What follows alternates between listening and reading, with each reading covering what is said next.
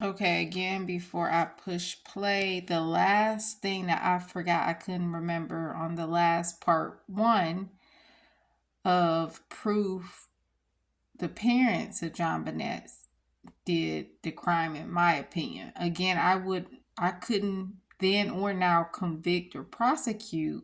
My dad always say I'm good at like being like a detective and like private investigators or whatnot, not just like education and human services. But anyways, the last thing that I believe points, just like the others, to the parents is, okay, if the true you believed y'all child was kidnapped, or you all child was kidnapped, why didn't, and they did go searching for the child, and they only checked the bedroom and the son's room.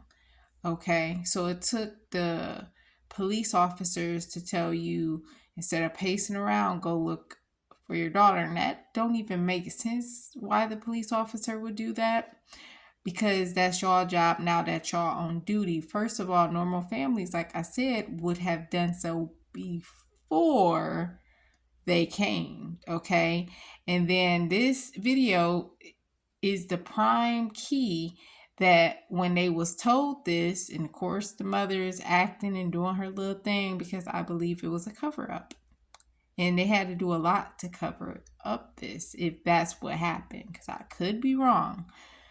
But with all my research and all of my investigating on my end, points to, again, somebody in the home. Okay, and if it wasn't, it was somebody who hid in the home that they knew or something. And like I said, those two don't even make sense at the end of the day. It really don't. It still would come back to not making sense at all, that it was somebody hiding in the house. But again, most people would have looked for the child everywhere. And then when a police officer go say, stop pacing around, because he was like, he wanted to do something, like, what do I do? Okay, go look for your daughter. Go look everywhere. And you go straight to the key source. That part wasn't a good cover up, because he went directly to where she was. Don't make sense. Check this out.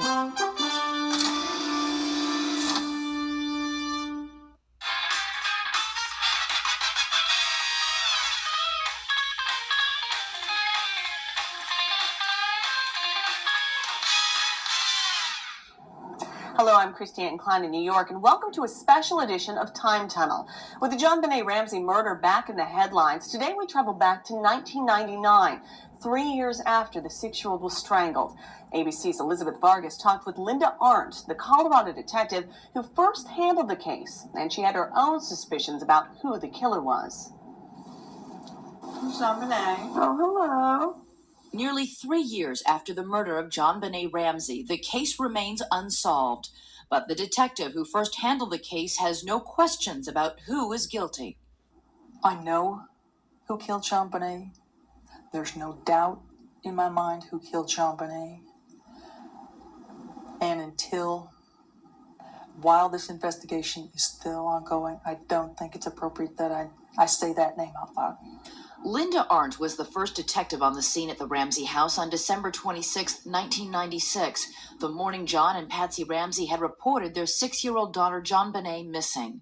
Arndt was the only officer there for much of the day. She later would be roundly criticized, vilified in the press as responsible for a bungled investigation.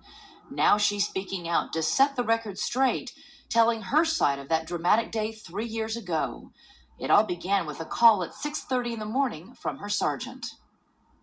He said there's been a kidnapping. It involves a 6-year-old girl. There was a ransom note, a 2.5-page ransom note.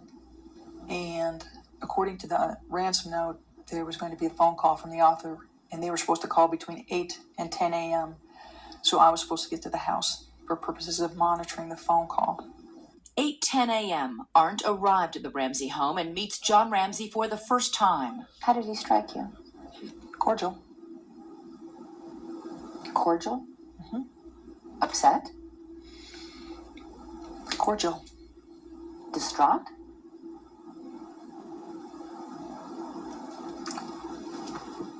Cordial. Did it strike you at all that that was behavior that was unusual for somebody whose child was just kidnapped? It's been my experience that people respond to trauma in different ways. So if someone has a response that is different from mine, I don't put judgment to it. I'll just note it. And that is what she says she did all morning, make mental notes of all things curious, including, she says, the fact that Mr. and Mrs. Ramsey remained apart in separate rooms for most of the day. That at one point, she says John Ramsey took time out in the middle of the crisis to read his mail. I remember seeing John in the kitchen, looking through his mail, and I made a note that he was looking at his mail, and then I wondered, where did your mail come from? Isn't it possible maybe he was opening the mail looking for a clue from the kidnapper? I don't know, and I don't speculate. It's a piece of information that I see. It's something that I know. You thought it was unusual, however. I can say that it stuck out. 10 a.m., the deadline imposed by the writer of the ransom note for a telephone call. 10 o'clock comes and goes, and there's no acknowledgement within the house from anyone that the deadline imposed by the author of the ransom note is come and gone. Nobody said it's 10 o'clock and the kidnappers haven't called? Nobody said that. Was that something else you took note of? Absolutely.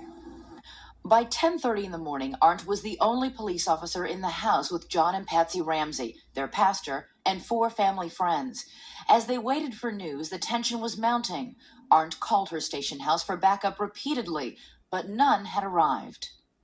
How many times did you call the police department asking where your backup was and what was going on? Well, I remember at least 2 calls. Both times I was told everybody's in a meeting. They got your message, and that was it. Were you feeling pressure being in charge of a group this large and with anxiety that high? I felt tremendous pressure. 1:01 p.m. Although the house had already been searched by patrolmen before she arrived, Arndt says that in order to break the building tension, she asked John Ramsey and his friend Fleet White to search the house again, top to bottom, looking for anything out of place. She says she gave them specific instructions not to touch anything. She says John Ramsey headed straight to the basement. She heard Fleet White scream for an ambulance, and then a chilling discovery. For Arndt, the pieces of the puzzle fell into place. And I see John Ramsey carrying JonBenèt up the last 3 steps from the basement.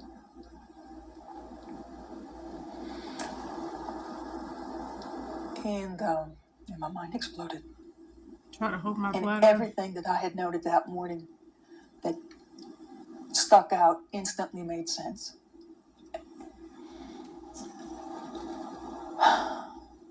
And JonBenèt was clearly dead. And she's been dead for a while. I ordered him to put JonBenèt down. I knelt next to her and I leaned down to her face. And John leaned down opposite me. And his face was just inches from mine. And we had a nonverbal exchange that I will never forget. Look at the And he asked if minds. she was dead. And I said, yes, she's dead. And I told him to go back to the room and to dial 911. This is called And discernment. as we looked at each other, I remember, and I wore a shoulder holster, tucking my gun right next to me and consciously counting, I've got 18 bullets. Why did you do that? Because I didn't know if we'd all be alive when people showed up. I said everything made sense in that instance. And I knew what happened. Do you think your fear was well-founded? You bet I do. There's no doubt in my mind. To this day? Never wavered. You were afraid because you thought the killer was still in the house. I knew it. Absolutely? Absolutely. 1:10 p.m., Detective Arndt moved JonBenèt's body from the hallway to the living room. John Ramsey came back into the living room. Might be a part And 3. he grabbed a throw that was on the back of a chair. And he says, could you please cover her body? And as he's saying it, he's already put the blanket on top of her. Arndt would later be harshly criticized for 2 key decisions: asking John Ramsey to search the house and allowing John Ramsey to place the blanket on JonBenèt's body. You had to know that that was going to contaminate evidence. JonBenèt's body was in and of itself a crime scene. Would it be nice if John hadn't found JonBenèt? Absolutely. And would it be nice if he hadn't put a blanket? Yeah, it would be great. And it would be nice if there were other people to help control and keep people away. That would have been wonderful. But that's not the circumstances that I had available that day. Still alone in the living room with John Ramsey, Arndt then heard Patsy Ramsey's voice. And I heard a wail, just a guttural moan, aching wail from the back area. It's probably one of the most pitiful things I've ever heard, and anguished. And I saw the rest of the people, the Patsy and the pastor and the 4 friends, come from the den towards the living room. It's gonna be a part So I said, 3. if you want to say goodbye to JonBenèt,